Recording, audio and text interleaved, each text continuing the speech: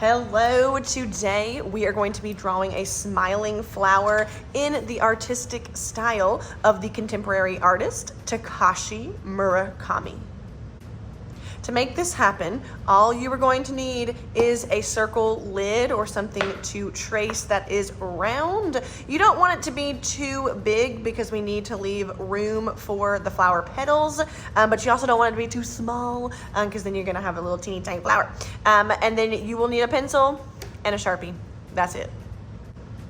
Now, what you're gonna do first is take your Sharpie and trace around the circle. You don't wanna do it with a pencil because if you trace it with a pencil first and then try and go around it with a Sharpie, it might end up looking a little bumpy lumpy. So we're just gonna go to town with the Sharpie first. So make sure you hold it still. My circle is, for the most part, in the center of my paper. And then we are going to touch the edge of that lid all the way around, and you have yourself a perfect circle.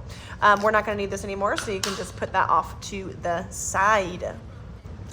Now, this next step, I'm just gonna go ahead and do it with a Sharpie. If you feel more comfortable drawing it first with a pencil and then tracing over with a Sharpie, it would be much easier this go around, but I'm gonna go ahead and do it with a Sharpie. So we're gonna start with the big smiling mouth, and we're gonna draw the top of that mouth first. So his mouth is wide open. So we're gonna kind of go from one side to the other in a slightly curved line, sort of like this. Okay, so it almost touches the edge of my circle. Then we're gonna connect those two end lines with a curved smiling line, sort of like this. And that is going to be his big open smiling mouth. Now for the eyes, we're gonna start with two oval shapes, and he kind of tilts them to the side a little bit. That's kind of up to you if you wanna also tilt them. And like I said, we're gonna do two ovals, so it's gonna be 1 and 2. Now, you can see mine are not exactly the same. That's okay. They are kind of big though, so you can make them a little bit smaller, big, it's up to you. But they are kind of stretched out ovals, and they're kind of tilted to the side. Now, because he is inspired by a lot of anime artists and he inspires a lot of anime artists, we're gonna use those very stereotypical anime style eyes, which always have a highlight, and in this case, 2 highlights. So to make our highlighted eyes, we're gonna go inside with another oval, inside with another oval, and then we're gonna put one here and one here. Okay, so they're pretty big. They take up most of the space inside that eye. Now, once you have those two shapes drawn inside the eye, we're gonna color in this background part black, and then that will stay white as the highlight.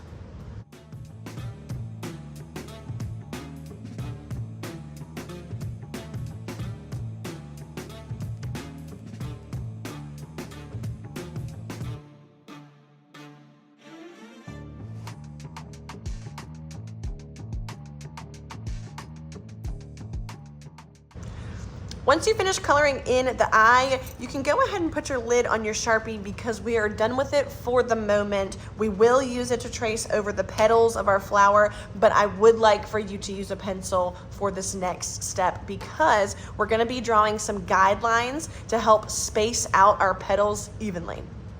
So what you're gonna do is in your circle, we're gonna divide it up into some sections. So I'm gonna draw very, very lightly a little line at the top. It looks like he has one strand of hair and he is bald. I'm gonna do one line at the top, and then I'm going to add one line at the bottom. Okay, so wherever you draw the one at the top, imagine that it goes all the way through his face and then down, comes out at the same place on the bottom. Okay, now, if this is the top and this is the bottom, I want for you to think about where is going to be evenly spaced for the right and left. So this is kind of like a clock now. We have 12 o'clock, 6 o'clock. We need a 3 and a 9 o'clock, okay? So I'm gonna do another line out to the side, and then about here as well. Again, super important. I am drawing these really lightly. That way I can erase if I make a mistake, and these are just our guidelines. We're not gonna see them at the end. Okay, now that we have 12, 3, 6, and 9, we're gonna split each one of those 4 pieces in half. So if I'm looking at between here and here, my halfway point is about here. So I'm going to lightly draw another little line. Okay, so that line is halfway between here and here. Zzz, right there.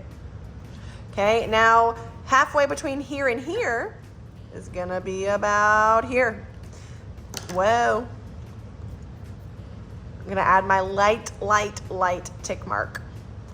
Halfway between here and here, be about here. And they don't have to be perfectly evenly spaced. Okay, we're trying our best to make them evenly spaced, but we are not robots, okay? It's okay if they're not perfect. Our last one is halfway between here and here. Gonna be about here. And I have a lightly drawn tick mark. Now it kind of looks like a sun with teeny tiny sun rays. Okay, now here's the part where you get to choose how many petals you want, okay? At this point, if I was to connect here and here, whoop, with a petal, and here, and here, and here, and here, and here, and here, I would have 1, 2, 3, 4, 5, 6, 7, 8 petals, okay? So you can stop here and have 8 petals, or you can double that number and have 16 petals by adding 1 more tick mark in between each space. So in between here, a tick mark. In between here, a tick mark. A tick mark guideline, whatever you want to call it. In between here. In between here. In between. In between. In between, and in between. Okay, so now if I was to draw my petals, I would have 1, 2, 3, 4, 5, 6, 7, 8, 9, 10, 11, 12, 13, 14, 15, 16 petals, like I said. Okay, I would not double that again because then your petals are going to be super skinny and really tricky to paint. So I would pick either 8 or 16. All right, so now that we have each of our petals mostly evenly spaced apart, we can start to draw the shape of each petal. Now we do want them to be similar in size, but again, we're not robots, okay? They are going to look different. Just try your best to keep them about the same size. So you can start anywhere, and to draw your petal, you're gonna start on one of your tick marks, extend it up, curve it, and then back down to the nearest tick mark, guideline, whatever you want to call it. Okay, I always like to rotate my paper just because it helps me keep my petals going straight, but you can do that or not. Again, I'm going to start on a tick mark, go up, and come back down. I want them to be roughly the same length away from the head. Okay, mine are going kind of long. If you want yours to be shorter, you can just try and make sure that they're the same size on each one. I'm gonna finish up my petals.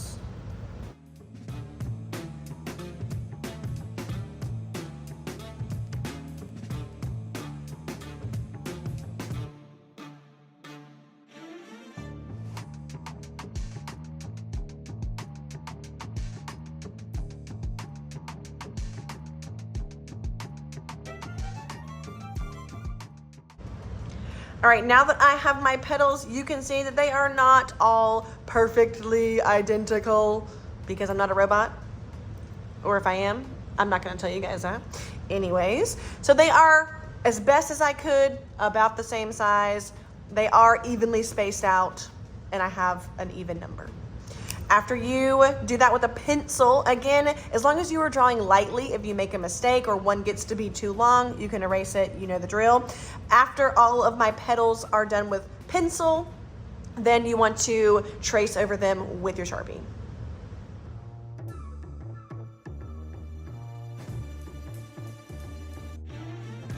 Now, from here, before we start painting, if there's any pencil lines that you can still see, I always like to try and get rid of those just before I get painting. When you are ready to paint, you're gonna have liquid watercolor paints in this little tray. That just means that they are already a liquid, so you don't have to add water to make them work or wake them up. You can just paint them right on your paper. But you do have the water because you do need to wash your brush if you were changing colors. Okay, you can pick whatever colors you want. A lot of Takashi Murakami's flowers are rainbow, but you can pick whatever colors you want. You could do all orange if you wanted to, or you could do a pattern. You could do yellow, green, yellow, green. It's really up to you how you want to do your flower. You could do all cool colors or all warm colors. That's up to you. Just remember that if you did it like mine, there's 16 petals. And this is what it would look like if you did not split each one in half and you just chose to do 8 big petals. So they're a little bit larger. There's 8.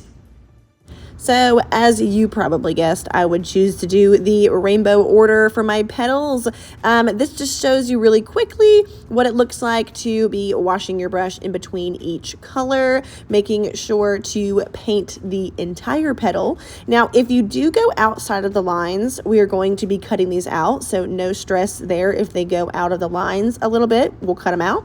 And then at the end, or you can do this first, you can certainly paint the smile and the eyes if you wish.